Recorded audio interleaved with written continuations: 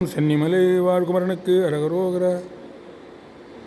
பகலிரவினில் தடுமாற பதிகூற என தெளிபோத ரகசிய முறை அனுபூதி ரதநிலைதனை தருவாயே இகபரமதற்கிரையோனே இயலிசையின் முத்தமிழோனே சகசிரகிரிபதி வேளே சரவண பவ பெருமாளே.